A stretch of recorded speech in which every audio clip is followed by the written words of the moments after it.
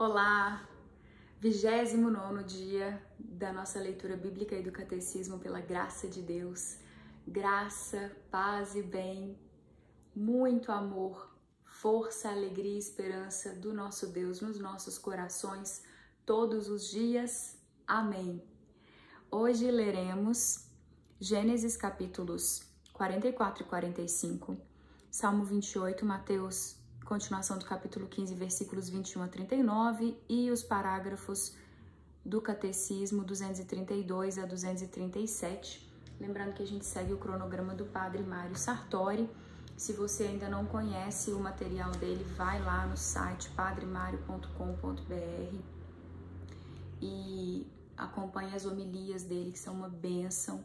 Eu recomendo muito que todo mundo siga os conteúdos dele, que também apoiem o projeto lá do site, assinatura acessível para muita gente, e é importante nós apoiarmos esses projetos, né? Aqui é para facilitar para quem de repente tem dificuldade de ler sozinho, pode se beneficiar de ficar ouvindo, né, a narração registrada aqui em vídeo. Então seguimos. Gênesis capítulo 44. A taça de José na saca de Benjamim.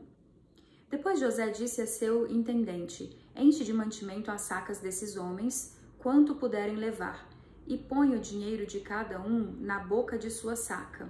Minha taça, a de prata, tu a porás na boca da saca do mais novo, junto com o dinheiro de seu mantimento. E assim ele fez.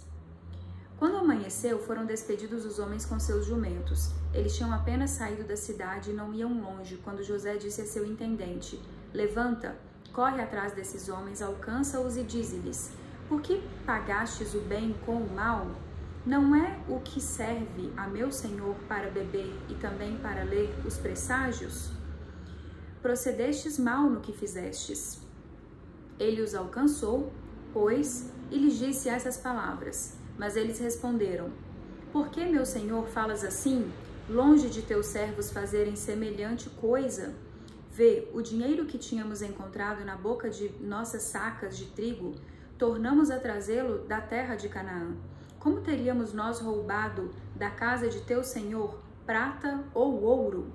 Aquele de teus servos com quem se encontrar o objeto será morto, e nós mesmos nos tornaremos escravos de meu senhor. Ele retomou: que seja como dissestes. Aquele com quem se encontrar o objeto será meu escravo, e os demais estarei livres. Depressa, cada qual pôs no chão sua saca de trigo e a abriu. Ele as examinou, começando pelo mais velho e terminando pelo mais novo, e a taça foi encontrada na saca de Benjamim. Então eles rasgaram suas roupas, carregou cada qual o seu jumento e voltaram à cidade. Quando Judá e seus irmãos entraram na casa de José, este ainda estava ali, e eles prostraram-se por terra diante dele. José lhes perguntou: que é isso que fizestes? Não sabíeis que um homem como eu sabe adivinhar? E Judá respondeu: que diremos a meu senhor como falar e como justificar-nos? Foi Deus quem mostrou a falta de teus servos. Ei-nos, pois, escravos de meu senhor, tanto nós quanto aquele, nas mãos de quem se encontrou a taça. Mas ele retrucou: longe de mim agir assim. O homem nas mãos de quem se encontrou a taça será meu escravo, mas vós retornai em paz à casa de vosso pai. Intervenção de Judá. Então Judá, aproximando-se dele, disse: rogo-te, meu senhor, permite que teu servo faça ouvir uma palavra aos ouvidos de meu senhor, sem que tua cólera se inflame contra teu servo, pois tu és como o próprio Faraó. Meu senhor havia feito esta pergunta a seus servos: tendes ainda pai ou um irmão?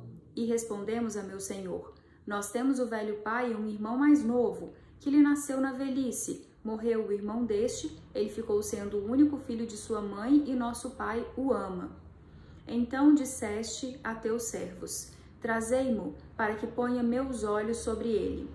Nós respondemos a meu senhor: o menino não pode deixar seu pai, se ele deixar seu pai, ele morrerá. Mas insististe junto a teus servos: se vosso irmão mais novo não descer convosco, não serei mais admitidos em minha presença. Quando, pois, retornamos à casa de teu servo, meu pai, nós lhe relatamos as palavras de meu senhor. E quando nosso pai disse, voltai para comprar um pouco de víveres para nós, respondemos, não podemos descer, não desceremos a não ser que venha conosco nosso irmão mais novo, porque não será possível sermos admitidos à presença daquele homem sem que nosso irmão mais novo esteja conosco. Então teu servo, meu pai, nos disse, vós bem sabeis que minha mulher só me deu 2 filhos. Um me deixou, e eu disse, foi despedaçado. E não o vi mais até hoje.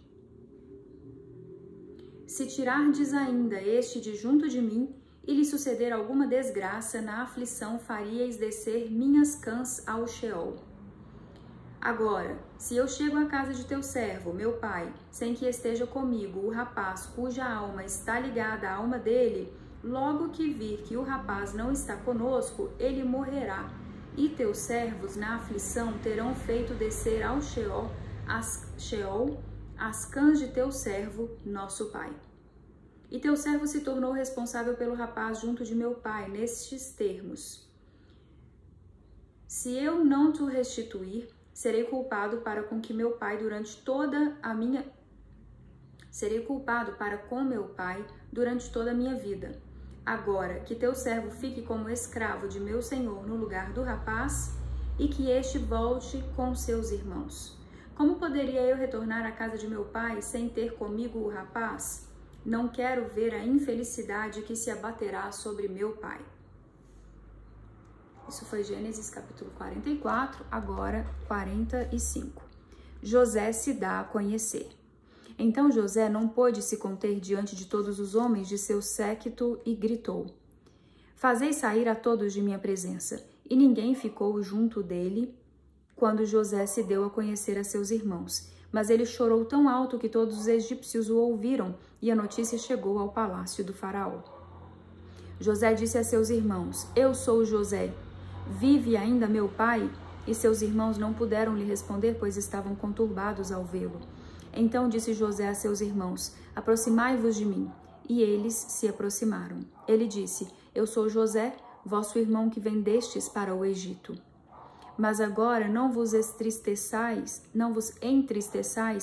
nem vos aflijais, por me terdes vendido para cá, porque foi para preservar vossas vidas que Deus me enviou adiante de vós.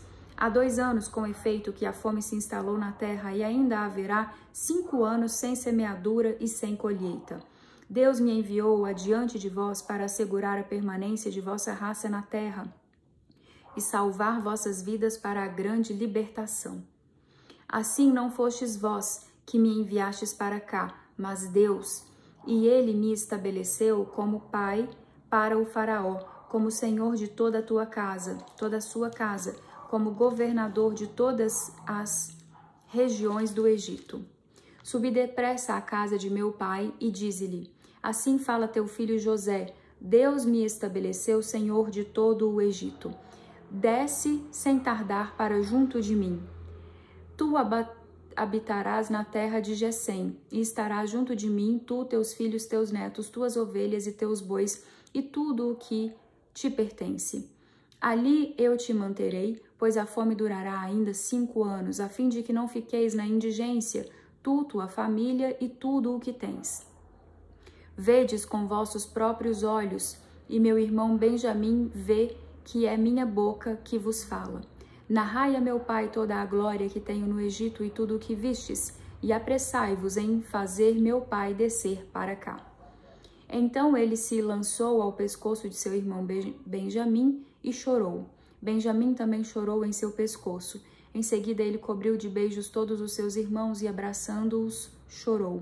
Depois disso seus irmãos se entretiveram com ele. O convite do faraó. A notícia de que os irmãos de José tinham vindo chegou ao palácio do faraó. E tanto o faraó quanto seus oficiais viram isso com bons olhos. Assim falou o faraó a José, dize a teus irmãos, fazei assim, carregai vossos animais e ide à terra de Canaã. Tomai vosso pai e vossas famílias e voltai para mim, eu vos darei a melhor terra do Egito e comereis da fartura da terra.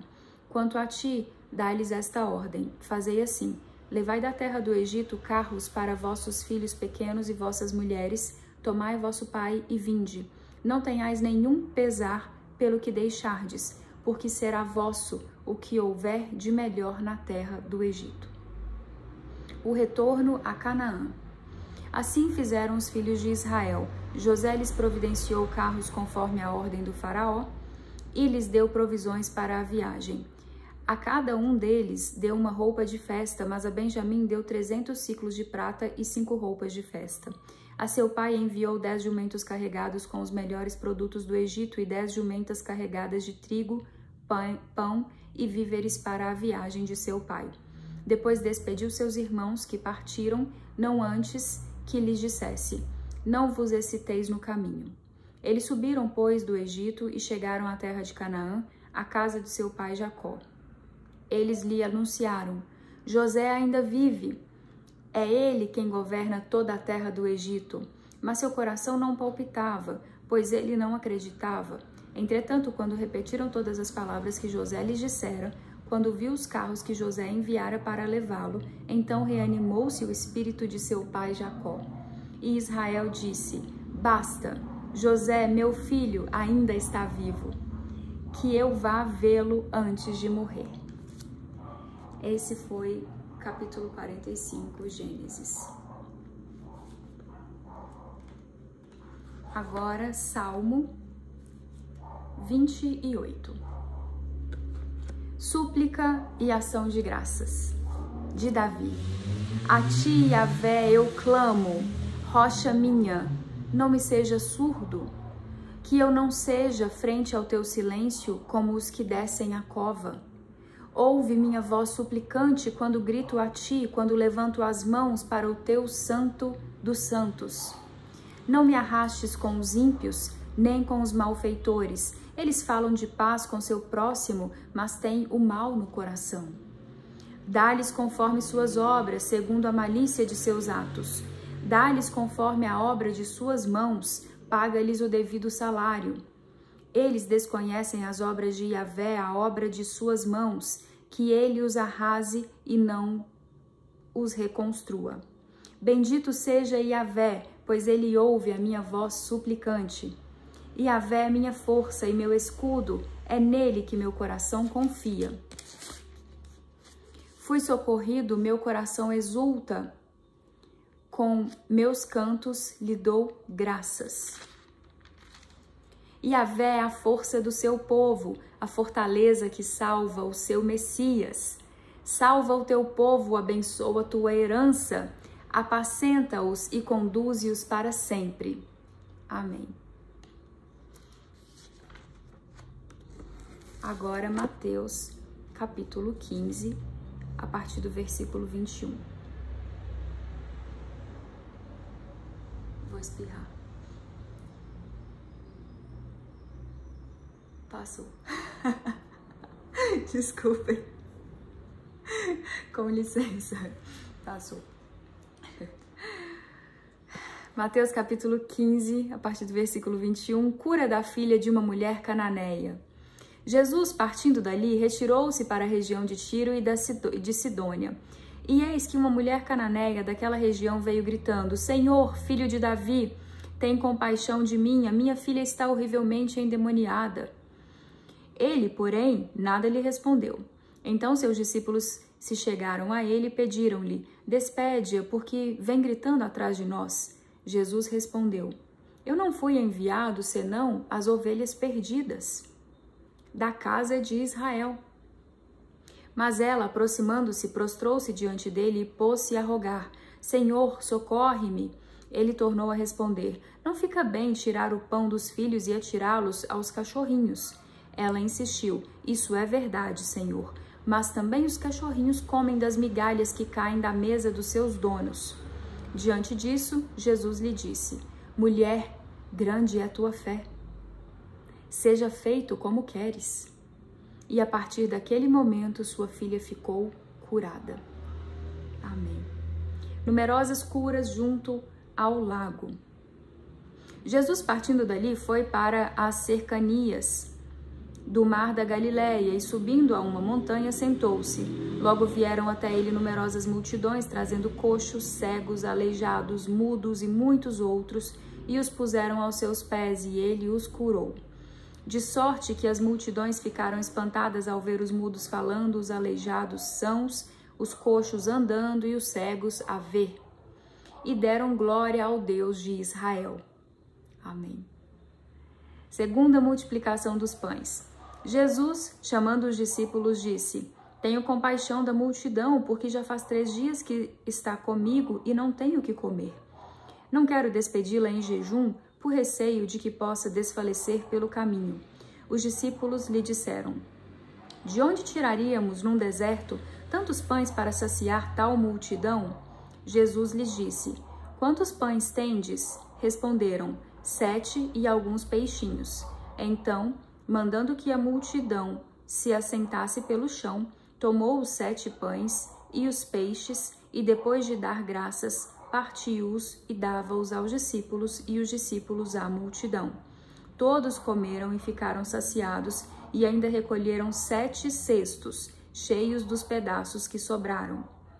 Ora, os que comeram eram 4.000 homens, sem contar mulheres e crianças. Tendo despedido as multidões, Jesus entrou no barco e foi para o território de Magadã. Agora eu lerei aquele nosso louvor, Salmo 117. Convite ao louvor, aleluia! Louvai Yahvé, nações todas, glorificai-o todos os povos, pois seu amor é forte e sua verdade é para sempre. Amém. E eu também lerei hoje um versículo inspirado pelo Espírito Santo, que é de 1 Macabeus, capítulo 2, versículo 64. Meus filhos, sede fortes e apegai-vos firmemente à lei, porque é ela que vos culminará de glória. Amém. Novamente, 1 Macabeus, capítulo 2, versículo 64, inspirado pelo Espírito Santo. Meus filhos, sede fortes e apegai-vos firmemente à lei, porque é ela que vos cumulará de glória. Amém. E agora o catecismo, parágrafos 232 a 237. Parágrafo 2, o Pai. Em nome do Pai, do Filho e do Espírito Santo. Amém. Os cristãos são batizados em nome do Pai, do Filho e do Espírito Santo. Antes disso, eles respondem, creio, à tríplice pergunta que requer que confessem sua fé no Pai, no Filho e no Espírito. A fé de todos os cristãos fundamenta-se na Trindade. Os cristãos são batizados em nome do Pai e do Filho e do Espírito Santo, e não nos nomes destes 3, pois só existe um Deus, o Pai Todo-Poderoso, seu Filho único e o Espírito Santo, a Santíssima Trindade. O mistério da Santíssima Trindade é o mistério central da fé e da vida cristã. É o mistério de Deus em si mesmo. É, portanto, a fonte de todos os outros mistérios da fé, é a luz que os ilumina. É o ensinamento mais fundamental e essencial da hierarquia das verdades de fé. Toda a história da salvação é a história das vias e meios do revelar-se do Deus verdadeiro e único, Pai, Filho e Espírito Santo, o qual reconcilia e une a si aqueles que se afastam do pecado. Neste parágrafo, se explorará brevemente de que modo é revelado o mistério da Santíssima Trindade. De que maneira a Igreja formulou a doutrina da fé sobre este mistério, de que modo, mediante as missões divinas do Filho e do Espírito Santo, Deus Pai realiza seu desígnio benevolente de criação, de redenção e de santificação. Os padres da Igreja distinguem entre a teologia e a oikonomia, designando com o primeiro termo o mistério da vida íntima do Deus Trindade, e com o segundo, todas as obras de Deus por meio das quais ele se revela e comunica a sua vida.